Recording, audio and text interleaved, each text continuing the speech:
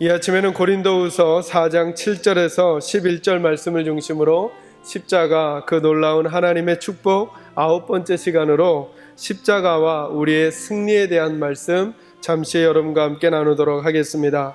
그 하나님께서 우리에게 약속해 주신 승리를 우리 삶에 경험하며 살아갈 수 있을까? 제가 짧게 3가지 말씀드리겠습니다. 첫째로 믿음의 태도를 바꾸셔야 합니다.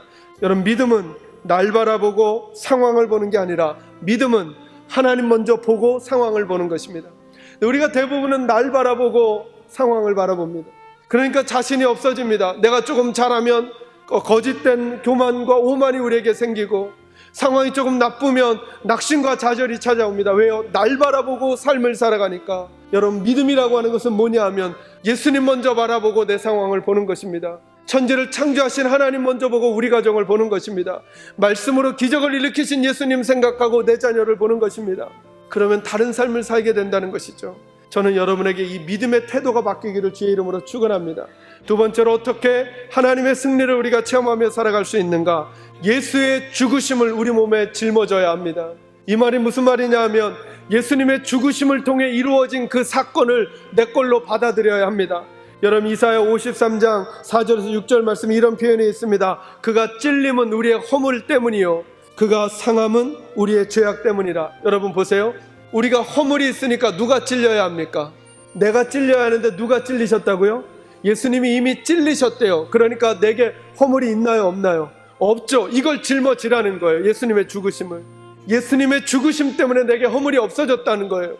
그가 상함은 우리의 죄악 때문이라. 죄악이 우리에게 있었어요. 그럼 누가 상해야 되는 거예요? 원래 우리가 상해야 되는데 예수님이 대신 상해 주셨다는 거예요. 그러니까 이제 우리가 상하지 않을 거라는 거예요. 그러니까 허물과 상함이 없는 삶을 살아가려면 예수의 죽으심을 내가 짊어져야 된다는 거예요. 짊어져야.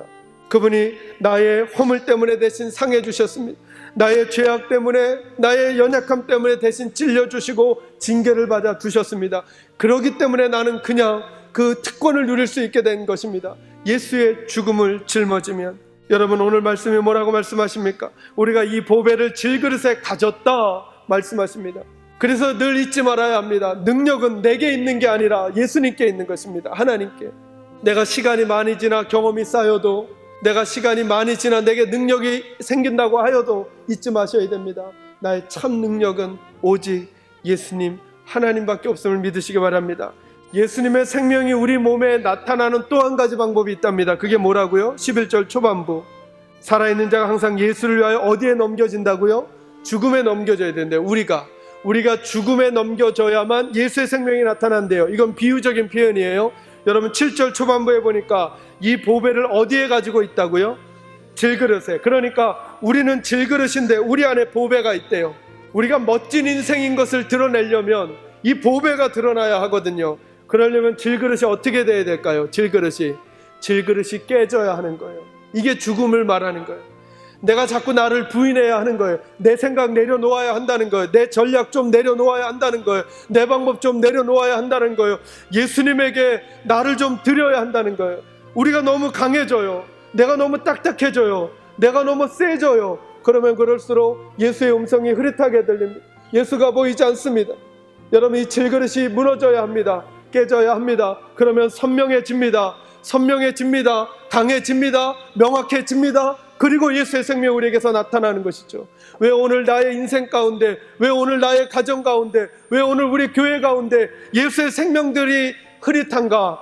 예수님은 이렇게 말씀하시는 것이죠. 우리가 깨어지지 않는 것입니다. 아내가 깨어지지 않습니다. 남편이 깨어지지 않습니다. 부모가, 아버지가 깨어지지 않습니다. 리더가 깨어지지 않습니다. 먼저 된 성도들이 깨어지지 않습니다. 우리가 깨어져야만, 우리의 자아가 부인되어져야 합니다. 내 생각이 좀 내려져야 합니다. 내 체면을 내려놓아야 합니다. 그래야 예수의 생명이 우리를 통해 나타날 수 있는 것입니다. 내가 강하면, 내가 세어지면 세어질수록 내 질그릇이 예수의 빛을 가리고 있습니다. 예수의 생명력을 가리고 있습니다. 기도할 때도, 예배할 때도, 믿음의 삶을 살 때도 예수님 앞에 내가 무너져야 합니다. 내가 무너져야 합니다. 시편 62편 8절 말씀, 시시로 그분 앞에 나아가 너의 마음을 토해내라고 했습니다.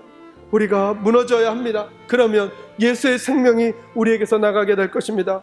여러분과 저는 어떤 일을 만났습니까? 다시 예수의 이름으로 이 특권을 사용하시길 바랍니다. 그래, 우리는 끝내 우겨쌈을 당해도 찌그러지지 않고, 답답함을 당해도 낙심하지 않고, 박해를 받아도 버림받지 아니하고, 거꾸러뜨림을 당해도 망하지 아니하는 그런 인생 살 거야 믿는 믿음 가지시고 승리하시는 여러분이 되시기를 주의 이름으로 축원합니다.